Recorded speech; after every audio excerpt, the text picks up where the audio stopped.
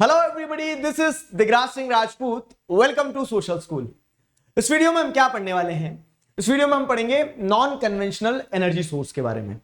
पिछले वीडियो में मैंने आपको कन्वेंशनल सोर्सेज ऑफ एनर्जी के बारे में समझाया था, जहां पर हमने कोल, पेट्रोलियम, नेचुरल गैस, इन सभी एनर्जी रिसोर्सेज के बारे में समझा कि किस तरह से ये एग्जॉस्टेबल होते हैं और ये सारी चीजें। अब हम आ रहे हैं non conventional source of energy. ठीक है, तो देखिए मिनरल एंड एनर्जी रिसोर्सेज वाला जो पार्ट है ना हमारे चैप्टर का, तो ये एक इंपॉर्टेंट पार्ट है। एनर्जी रिसोर्सेज वाला पार्ट इंपॉर्टेंट पार्ट क्यों है? क्योंकि इसमें आप देख रहे हैं कि किस तरह से हम जो भी हमारी एनर्जी नीड्स हैं वो कहीं ना कहीं मिनरल्स से ही, ठीक है, एनर्जी मिनरल्स से ही एक्सट्रैक्ट करते हैं। कन्वेंशनल हो गया, ये नॉन कन्वेंशनल की बारी है। तो नॉन कन्वेंशनल एनर्जी सोर्सेस देखिए, तो fossil fuel sources such as coal, petroleum, natural gas and nuclear energy use exhaustible raw materials. ठीक है, तो ये जो फॉसिल फ्यूल सोर्सेस के बारे में हमने पढ़ा था, ये सभी के सभी जैसे कोल, पेट्रोलियम, नेचुरल गैस, ये सब क्या है? एग्जॉस्टेबल रॉ मटेरियल पर बेस्ड है, जो कि हमने पिछले वीडियो में पढ़ा भी था। और मैंने आपको वहां पे समझाया भी था कि ये जो सारे रिसोर्सेज है ये क्या है, ये एक तरह से खत्म हो जाते हैं। लेकिन अब हम फोकस करेंगे ऐसे वाले जो क्या है, जो कंटिन्यूस बेसिस पे हमारे पास अवेलेबल रहते हैं। तो अब आपको हेडिंग जस्टिफाइड लगी, यही हम समझने वाले हैं। ठीक है, टेलीग्राम चैनल की लिंक आपको डिस्क्रिप्शन में दी है, टेलीग्राम चैनल जरूर से ज्वाइन कीजिए। वहां पे आपको कब कौन सा सेशन आने वाला है इस चीज की अपडेट मिलती रहेंगी। साथ ही साथ क्या आप अनअकैडमी ऐप जरूर से डाउनलोड कीजिए।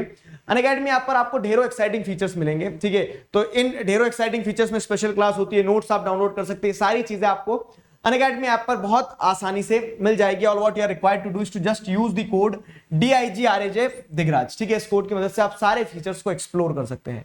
फाइन, अब आगे बढ़ते हैं। तो अगर हम बात करें किसकी, नॉन कन्वेंशनल एनर्जी सोर्सेज की, तो sustainable energy resources are only the renewable energy resources like solar, wind, hydro, geothermal and biomass. तो जो सस्टेन्ड वे में लंबे समय तक जो एनर्जी रिसोर्सेज हमारे चल सकते हैं, जो हमारे पास लंबे समय तक रह सकते हैं, वो रिन्यूएबल एनर्जी रिसोर्सेज कौन कौन से हैं? तो वो renewable energy resources solar, wind, hydro, मतलब हाइड्रो पावर से क्या आ जाएगा, हाइड्रो पावर से आप पानी के थ्रू जैसे जो इलेक्ट्रिसिटी वगैरह जनरेट होती है ना, वो भी क्या, वो डैम में पानी फिर भर के आ जाता है ना आसमान से, तो वो वाली कहानी रहती है। हाइड्रो, जियोथर्मल एंड बायोमास, तो ये कुछ एनर्जी रिसोर्सेज हैं जो नॉन कन्वेंशनल या फिर कह सकते हैं सस्टेनेबल एनर्जी रिसोर्सेज हैं। ठीक है, तो these energy sources are more equitably distributed and environment friendly. ठीक है, और ये जो रिसोर्सेज है तो ये स्पेस बाउंड नहीं है, मतलब ये ऐसे है जैसे विंड एनर्जी है। तो विंड एनर्जी जरूरी नहीं मतलब कि अब आपके छत पे आप विंड मिल बना लो, लेकिन ये क्या है, फिर भी सभी जगह क्या इक्विटेबली डिस्ट्रीब्यूटेड है, साथ ही साथ एनवायरमेंट फ्रेंडली भी है। ठीक है, दिस इज द पॉइंट। क्या हो रहा है कि ये जो एनर्जी रिसोर्सेज है ये इक्विटेबली डिस्ट्रीब्यूटेड है, साथ साथ एनवायरमेंट फ्रेंडली भी है। तो ये पॉइंट आपको ध्यान रखना होगा। ठीक है, तो the non conventional energy sources will provide more sustained, eco friendly, cheaper energy after the initial cost is taken care of. तो इनिशियल कॉस्ट ऑफ एस्टैब्लिशमेंट जो रहती है वो थोड़ी सी हाई रहती है। जैसे मान लो न्यूक्लियर पावर प्लांट है तो आपको न्यूक्लियर पावर प्लांट लगाना पड़ेगा, लेकिन उसके बाद में जो सब्सिक्वेंट रनिंग मतलब कह सकते हैं सब्सिक्वेंट एनर्जी प्रोवाइड करने वाली बात आ जाएगी। ठीक है, उस मामले में इको फ्रेंडलीनेस कितनी है उस रिसोर्स की, उस मामले में क्या है, नॉन कन्वेंशनल एनर्जी सोर्स बेहतरीन होते हैं। ठीक है, बेहतरीन होते हैं। अब अगर हम देखें तो कौन कौन से नॉन कन्वेंशनल एनर्जी सोर्स पढ़ेंगे, हम न्यूक्लियर के बारे में पढ़ते हैं सबसे पहले। तो यहां पे न्यूक्लियर एनर्जी रिसोर्सेज की अगर बात करें तो nuclear energy has emerged as a viable source in recent times. Important minerals used for the generation of nuclear energy are uranium and thorium. ठीक है, तो अब ये थोरियम सुनते से एवेंजर फैंस जितने भी होंगे तो एवेंजर फैंस को क्या ध्यान आ गया होगा, थॉर। ठीक है, बाकी थिंग्स अबाउट अगर जैसे हम देखें तो यूरेनियम जो है, यूरेनियम बहुत इंपॉर्टेंट हो जाता है न्यूक्लियर एनर्जी रिसोर्सेज में। ठीक है, यूरेनियम की मदद से आप क्या, बहुत सारे न्यूक्लियर पावर प्लांट जो रिएक्टर जो है वो चल रहे होते हैं, वहां पे आप एनर्जी एक्सट्रैक्ट कर पाते हैं। ठीक है, वहां से आप क्या कर सकते हैं, एनर्जी प्रोड्यूस कर पाते हैं। तो uranium deposits occur in Dharwad rocks. ठीक है, geographically uranium ores are known to occur in several locations such as Singhbhum copper belt. ठीक है, तो सिंहभूम डिस्ट्रिक्ट जो है उड़ीसा का ध्यान आया, तो वहां पे जैसे अगर आप देखेंगे क्या है, आपको क्या देखने को मिल जाएगा, यूरेनियम डिपॉजिट देखने को मिल जाएंगे। ठीक, it is also found in Udaipur, Alwar, Jhunjhunu. ठीक है, Jhunjhunu district of Rajasthan, Durg district of Chhattisgarh, Bandra district of Maharashtra. ठीक है, कुल्लू डिस्ट्रिक्ट ऑफ हिमाचल प्रदेश। तो यूरेनियम जो है, तो यूरेनियम में कहां कहां पे आपको कंट्री में यूरेनियम डिपॉजिट्स मिल रहे हैं। So these are the major districts और मेजर रीजन्स प्रोड्यूसिंग यूरेनियम। फिर उसके बाद अगर जैसे देखें तो थोरियम जो है, thorium is mainly obtain from monazite and ilmenite. Monazite और एलिमेनाइट सैंड जो होती है ना, ठीक है, the beach sands along the coast of Kerala and Tamil Nadu. ठीक है, तो थोरियम जो है, थोरियम की अगर बात करें तो मोनाजाइट और मोनाजाइट के साथ साथ में क्या है, इल्यूमिनाइट, ठीक है, इल्यूमिनाइट, ये कुछ ऐसे एलिमेंट्स होते हैं जो क्या है रिएक्टर की तरह, ये जो आपको कह सकते हैं पीरियोडिक टेबल में जैसे अगर आपको मिल भी जाएंगे मोनोसाइट वगैरह, ठीक है, तो ये आपको क्या क्या देखने को मिलता है कि ये रिएक्टर बेहतरीन रिएक्टर्स होते हैं जिससे एनर्जी प्रोड्यूस होती है, ठीक है। ये हो गया। उसके बाद में क्या, world's richest monazite deposit occur in Palakkad and Kollam district of Kerala. Kerala जो है ना, तो सैंड जैसे मोनोसाइट सैंड्स ऑफ केरला, अगर आप वहां पे जाते हैं तो वहां पे आपको पता चलता है कि वर्ल्ड का जो लार्जेस्ट रिजर्व है, ठीक है, वर्ल्ड्स रिचेस्ट मोनोसाइट डिपॉजिट्स, ठीक है, तो सबसे बेहतरीन सबसे ज्यादा मोनोसाइट डिपॉजिट्स आपको केरला में देखने को मिल जाएगा, पलक्कड़ और Kollam districts of Kerala, near the Visakhapatnam in Andhra Pradesh and Mahanadi river delta इन उड़ीसा, ठीक है, तो उड़ीसा वगैरह में भी आपको महानदी रिवर के डेल्टा के आसपास मोनोसाइट सैंड के डिपॉजिट्स देखने को मिल सकते हैं। तो ये न्यूक्लियर एनर्जी रिसोर्सेज का डिस्ट्रीब्यूशन देखा हमने।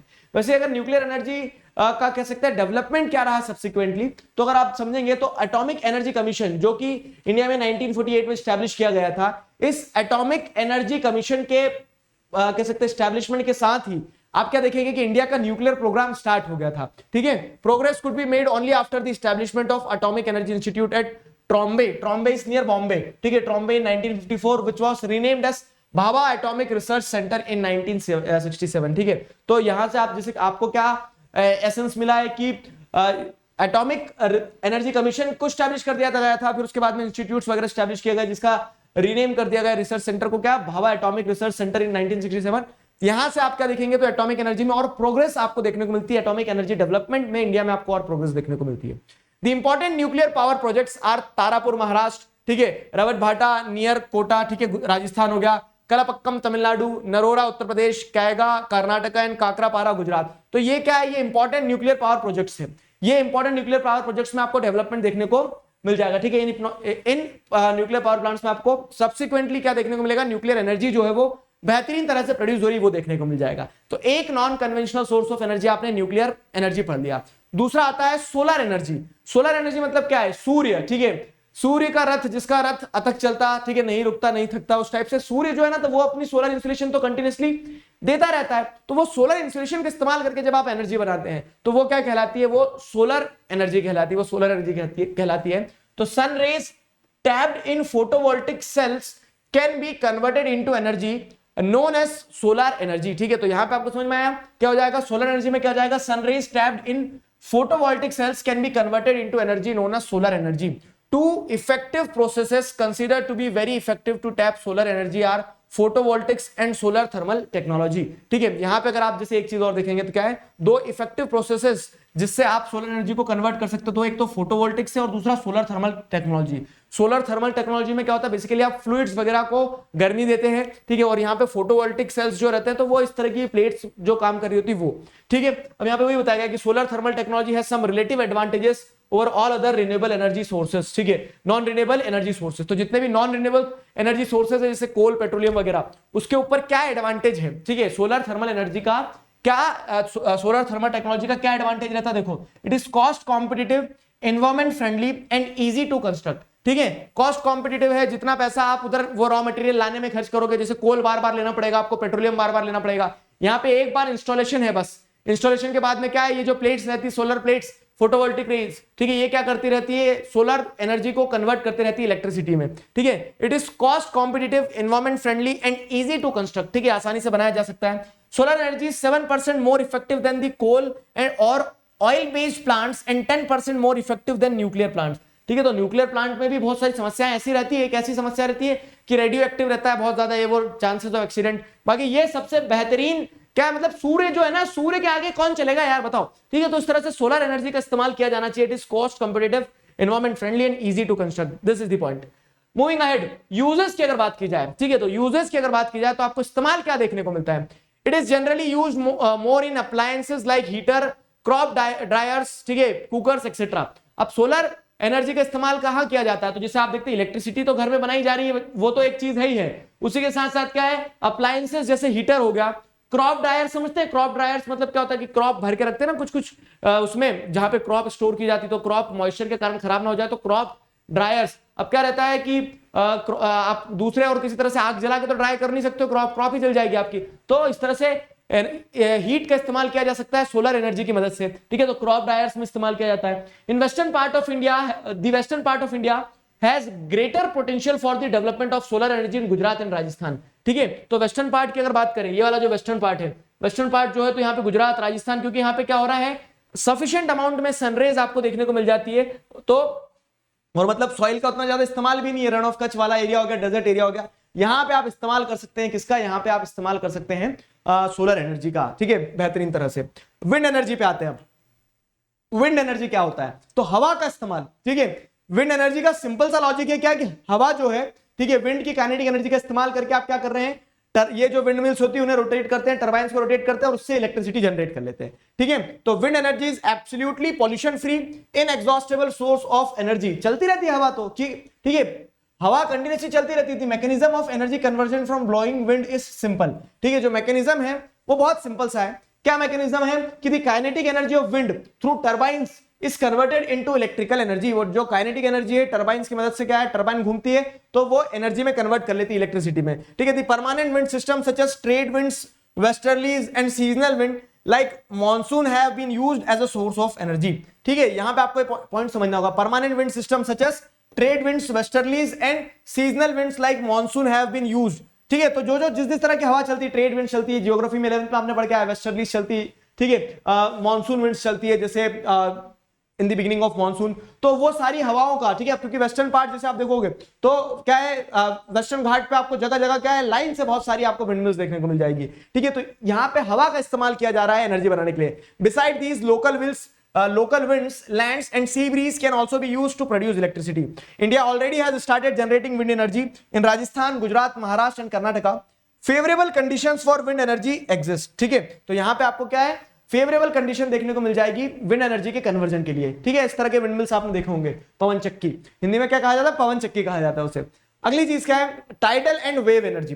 टाइडल एंड वेव एनर्जी, अब अगेन ये कहां से जो है, टाइड, समुद्र से, तो समुद्र में भी बहुत पोटेंशियल है। ये जो नेचर है ना, इस नेचर को हल्के में मत लेना, सूर्य, समुद्र, हवा, ठीक है, बहुत बड़े बड़े नाम हैं। तो उस तरह से क्या है, वहां पे जो टाइड्स है, समुद्र में जो वेव्स आ रही है, उसके अंदर कितनी पोटेंशियल रहती है, कितनी एनर्जी रहती है, तो ocean currents are the store house of infinite energy. Ocean current जो कंटिन्यूअसली मूव करते रहते हैं, टाइड्स जो रिदमिक राइज एंड फॉल होता है, तो मतलब चंद्रमा और सूर्य के ग्रेविटेशनल फोर्स से जो पानी में मूवमेंट होता है, उससे ज्यादा शक्तिशाली कोई हो सकता है, तो उस शक्ति का इस्तेमाल किया जाए ना। Since the beginning of 17th and 18th century, persistent efforts were made to create a more efficient energy system from the कह सकते हैं ceaseless tidal waves and ocean currents। ठीक है, तो ocean currents और कह सकते हैं tidal waves जो होती है, ocean current और tidal waves में क्या डिफरेंस होता है, टाइड्स मतलब राइज एंड फॉल और करंट मतलब मूवमेंट ऑफ वाटर। ठीक है, तो वो उसका इस्तेमाल किया जाता है। जैसे क्या हो रहा है, पानी आ रहा जा रहा है, तो पानी के आने जाने से टरबाइन रोटेट होती है, तो इस टरबाइन के रोटेशन से आप क्या कर रहे हैं, वही वाली बस घुमाव आ गया, मतलब एनर्जी बना दोगे आप। ठीक है, काइनेटिक एनर्जी का इस्तेमाल कर लोगे। Large tidal waves are known to occur along the west coast of India. ठीक है, वेस्ट कोस्ट ऑफ इंडिया पे बड़ी बड़ी टाइडल वेव्स आती है और उसी पे क्या है, बहुत सारे टाइडल पावर प्लांट्स मिल जाएंगे। Hence India has the great potential for the development of tidal energy along the coast, but so far these have not yet been utilised. ठीक है, तो पोटेंशियल अभी और है, पोटेंशियल और है और पूरा भी इस्तेमाल नहीं किया गया, उस सेंस में ये लिखा गया है। टाइडल एंड वेव एनर्जी के बाद में जियोथर्मल एनर्जी।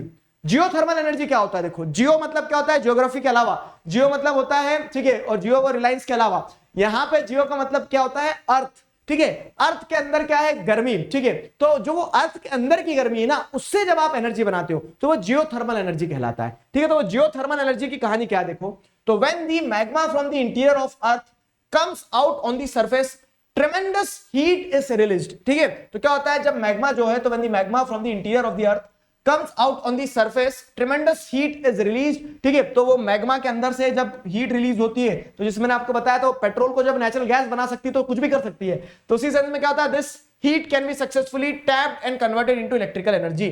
ठीक है, तो जैसे अब क्या हो रहा है, तो आप जैसे आप देखेंगे ये स्ट्रीम्स वगैरह आ रहा है, इस स्ट्रीम्स को टैप करके आपने क्या करा, टरबाइन को रोटेट करा, टरबाइन रोटेट करते जनरेटर, फिर ये इलेक्ट्रिसिटी बन गई आपकी। ठीक है, तो इस तरह से क्या कर रहे हैं आप, इस तरह से जो अर्थ के अंदर की गर्मी है, ठीक है, अर्थ के अंदर की जो गर्मी है उसका इस्तेमाल कर रहे हैं टरबाइंस वगैरह को रोटेट करने के लिए। तो यहाँ पे the heat energy can be successfully be tapped and converted into electrical energy. Apart from this the hot water that gushes out through the geyser wells is also used in the generation of thermal energy. जैसे कहीं कहीं पे क्या होता है, जैसे आप देखेंगे यहाँ पे आपको हिमाचल प्रदेश में मणिकरण एक जगह देखने को मिलेगी, तो वहां पे हॉट वाटर जो गश आउट करता है, ठीक है, गीजर वेल्स जिन्हें कहा जाता है, गर्म पानी के जो फुवारे रहते हैं, उससे भी जो स्टीम वगैरह निकलती है उसका भी इस्तेमाल किया जा सकता है थर्मल जियोथर्मल एनर्जी के सेंस में, ठीक है। तो it is popularly known as geothermal energy. और इस तरह से जब आप क्या कर रहे हैं, अर्थ के इंटीरियर के, अर्थ के अंदर की एनर्जी का इस्तेमाल कर रहे हैं, ठीक है, तो वो क्या कहलाएगा, जियोथर्मल एनर्जी कहलाएगा, ठीक है। समझ में आया जियोथर्मल एनर्जी। तो this energy is now considered to be one of the key energy source which can be developed as an alternate source, ठीक है। और ये आज से नहीं, आप जैसे देखोगे तो hot spring and geysers are being used since medieval period. Medieval period में जैसे अगर आप देखोगे तो हॉट वाटर शावर कैसे लेते थे लोग, ठीक है। तो इस तरह से जहां जहां पे क्या है, हॉट स्प्रिंग्स होती थी, गीजर्स होते थे, तो उनका इस्तेमाल किया जाता था, ठीक है। पहले नहाने के लिए किया जाता था, अब क्या है, उसे आज के समय में आप डेवलप कर सकते हैं as a alternate source of energy के कंटेक्स्ट में, ठीक है। तो in India a geothermal energy plant has been commissioned at Manikaran in Himachal Pradesh, ठीक है। इंडिया में आप जैसे देखेंगे तो आपको मणिकरण हिमाचल प्रदेश में क्या देखने को मिलता है, ठीक है, जियोथर्मल एनर्जी प्लांट देखने को मिलता है, ठीक है। साथ ही साथ क्या, जो पहला सक्सेसफुल अटेम्प्ट किया गया था जियोथर्मल एनर्जी को यूज करने के लिए, या फिर जियोथर्मल एनर्जी को एज कह सकते हैं मिनरल एनर्जी या फिर एनर्जी रिसोर्स की तरह इस्तेमाल करने के लिए, वो कहां पे किया गया था, ठीक है, वो यूएसए में किया गया था। द फर्स्ट सक्सेसफुल 1980 में 1890 में attempt to tap the underground heat was made in the city of boys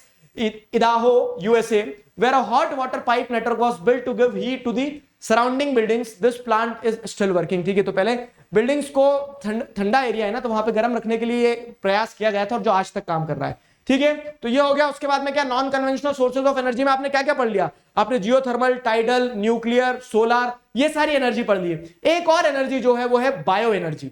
bio energy के बारे में पढ़ते देखो क्या है। तो bio energy refers to the energy derived from the biological product which includes agricultural residues, municipal, industrial and other waste, ठीक है। तो बायो एनर्जी में क्या हो जाएगा, बायो एनर्जी में आपको ये सारे एस्पेक्ट को समझना पड़ेगा। तो bio energy refers to the energy derived from biological products which includes agricultural residues, municipal, industrial and other waste, ठीक है। तो ये सारी चीजें आ जाएगी किसमें, ये सारी चीजें मतलब क्या हो रहा है ना कि जितना भी बायोडिग्रेडेबल प्रोडक्ट है उसे आप फेंक देते हो, सड़ जाता है, उसकी जगह क्या, सड़ाने की जगह उसको आप ऐसे सड़ाओ कि उससे जो एनर्जीज रिलीज होगी, जो गैसेज मीथेन्स वगैरह रिलीज होगी, उसे इस्तेमाल किया जा सके, ठीक है। तो bio energy refers to the energy derived from the biological products, simple, which includes agricultural residue, municipal, industrial and other biodegradable waste. Advantages क्या है बायो एनर्जी के, देखो तो बायो एनर्जी में समझ में आया, जैसे गोबर से खाद बना रहे हो आप, तो वो क्या है, वो गोबर गैस जो होते हैं वो क्या है, बायो एनर्जी का एक एग्जांपल है, ठीक है। तो एडवांटेजेस ऑफ बायो एनर्जी की अगर बात की जाए तो bio energy is a potential source of energy conversion. It can be converted into electrical energy, heat energy और गैस फॉर कुकिंग। तो जैसे आपने देखा होगा गोबर गैस चैम्बर्स जो रहते हैं, तो वहां से क्या है कि काऊ डंग से आप मीथेन निकाल रहे हैं, उस मीथेन से खाना बना रहे हैं, ठीक है। तो वो चीज रहती है। It will also process the waste and garbage and produce energy. तो ये वेस्ट और ये गार्बेज वगैरह को प्रोसेस करने का काम भी करता है वो, ठीक है। बायो एनर्जी से क्या कर रहे हो, कचरा इधर उधर भी पड़ा रहेगा, तो उससे बेहतर क्या है कि आपने उसको कलेक्ट करके इस्तेमाल कर लिया, ठीक है, वो चीज रहती है। This will improve economic life of rural areas in developing countries, reduce environmental pollution, enhance self reliance and reduce pressure on fuel wood, ठीक है। ये अगला पॉइंट हो गया क्या, कि this will improve economic life in rural areas in developing countries, ठीक है, रिड्यूस एनवायरमेंटल पोल्यूशन। क्योंकि क्या होता है, अगर उसकी एनर्जी नहीं बनाओगे तो जलाएंगे कचरे को, वो और प्रॉब्लम क्रिएट करेगा, ठीक है, इधर उधर जाएगा एनवायरमेंट में, तो इससे सेल्फ रिलायंस भी लोगों का बढ़ जाएगा, फ्यूल वुड पे डिपेंडेंस कम हो जाएगी। क्यों, क्योंकि अब आप उस पहले क्या लकड़ी जला रहे थे आप, तो लकड़ी ना जलाते हो, अब क्या आप गोबर गैस से आप क्या कर रहे हैं, इस्तेमाल कर रहे हैं। तो इस तरह से जितना भी बायोडिग्रेडेबल वेस्ट है, अगर उसको एनर्जी की तरह इस्तेमाल किया जाता है तो उसके मल्टीपल एडवांटेजेस हैं। और एक अगर ऐसा एक एग्जांपल देखोगे आप, तो one such project converting municipal waste into energy is Okhla in Delhi, ठीक है। तो ओखला, आपने बहुत सारे प्रोटेस्ट भी सुने होंगे कि ओखला से वेस्ट क्या कह सकते हैं, गार्बेज डंप को हटाओ दिल्ली के पास में, लेकिन वहां पे प्रयास किया जा रहा है क्या है, म्युनिसिपल वेस्ट जो पूरा का पूरा आता है, जो बायोडिग्रेडेबल होता है, उसको एनर्जी में कन्वर्ट किया जाए ओखला दिल्ली में, ठीक है। So this was the story about non conventional source of energy. अब मैं आपको एक इंपॉर्टेंट चीज बताना जा रहा हूं, ठीक है। एक बहुत ही अमेजिंग सा ऑफर है अनअकैडमी पर। अनअकैडमी प्लस का 45 दिन का सब्सक्रिप्शन आपको मात्र 299 में मिल रहा है। This is once in a life time opportunity, you should go for this, ठीक है, you should go for this. In fact इसमें भी मैं आपको बताऊंगा, देखो 45 दिन में you can explore, you can see what is over there, ठीक है, आप वो सारी चीजों को समझ सकते हैं। और इसमें मैं आपको जो एक सजेशन देना चाहूंगा कि use the code DIGRAJ Digraj, तो आपको इस 299 पे भी 10% ऑफ मिल जाएगा, तो वो आपको आई गेस 269 का ऑफर पड़ेगा, ठीक है। तो ये इंपॉर्टेंट ऑफर है, once in a life time offer में कभी नहीं आता इस तरह से, इसके लिए आई एम सजेस्टिंग यू, ठीक है। क्लास 8 से 12 तक का, नीट का, जेई का अपने फ्रेंड्स को बता सकते हो आप, ठीक है। सारे सब्सक्रिप्शन K12 सेगमेंट में आपको 45 डेज के लिए मात्र 299 में मिल रहे हैं। फाइन, तो अभी ये टॉपिक हमारा कंप्लीट होता है। नेक्स्ट वीडियो में कंजर्वेशन की बात करेंगे, मिनरल और एनर्जी रिसोर्सेज की चैप्टर हमारा कंप्लीट होगा। I hope you people enjoyed it, आपको सारी चीजें समझ में आ गई है। तो अभी के लिए साइन ऑफ करते हैं। Together we can, we will. Thank you very much.